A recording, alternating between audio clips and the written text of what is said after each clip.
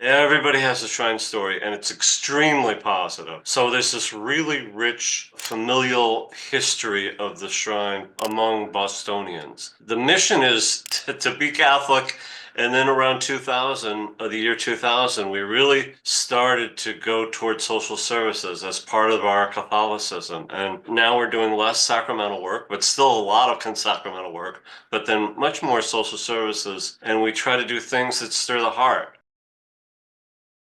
The staple is mass confessions, and we still do a lot of that, and that kind of grounds us in terms of our Catholic faith. And then we've had these very creative social services things that we do. So the flagship is the women's clinic for homeless women. We have 100% female staff. Women who are not comfortable going to other free clinics in Boston are comfortable coming into our clinic. It's a complicated ministry, but we like doing it. That's kind of the flagship thing. We do food pantry things. In the last couple of weeks, we've moved 15,000 pounds of food, I'm told. We have a fantastic counseling service, which I'm really excited about right now. We've got a couple of really interesting people that do counseling.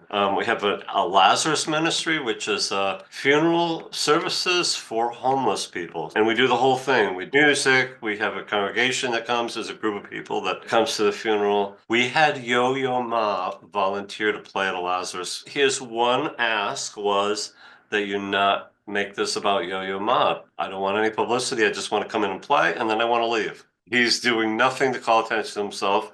He plays his thing, and then when it's all over, he packs up his cello and he walks out the door. He understands Franciscan humility at some kind of base level. No, this isn't about like being a hero or being in front of people or getting applause.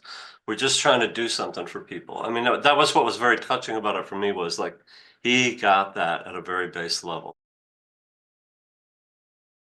800 years ago, St. Francis of Assisi, his thing was to address the needs of the church at that time. He really didn't care that much about tradition. And he basically he said, look, we're going to stay within the church, but we're going to criticize where we need to criticize, and we're going to go do work where we need to go to work and respond to current things. And so that's been a way that this organization has changed. We're getting more and more responsive and light on our feet. And that's interesting for me because I'm not naturally a spontaneous person, but I understand our mission to be that. And one of the things that we've really done well here is quickly respond to a need. Most people are used to working with governments that move incredibly slowly, or nonprofits, which also move slowly because board approval and everything's super slow. But we have this nice little niche, both part of our charism of moving quickly and addressing needs of people, and then also that we're not really encumbered by a big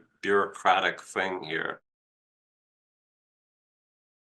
One of the really interesting things here, the long-term phenomenon, is this used to be all Franciscans, and Franciscans were 100% of the staff in the beginning. And then over time, we realized in different ways we need lay people. And the lay people, of course, bring these really interesting talents and really diverse talents, and integrating and teaching them the Franciscan way to do things, at the same time letting them exercise their expertise is kind of fascinating. And it's been this gradual march, to tell you the truth, over decades of letting the lay people do more and more and more, have more and more responsibility. And so my job is to kind of balance things so that the lay people don't get too far in front of the friars, because sometimes they go a little too fast. Slow down and let the friars be part of what it is you're doing. And the friars are older guys, and so they're not naturally going to jump in the middle of what you're doing. The friars will help you give the Franciscan stamp to this thing that you're doing. And at the same time, they can't be bashful about using their professional skills. They've got to, when you know that this is wrong, when you know that this is not the professional way to do things, then speak up. And so we have this really interesting balance that goes back and forth between the staff and the friars about how to approach a particular thing. And it's kind of a dance that I choreographed.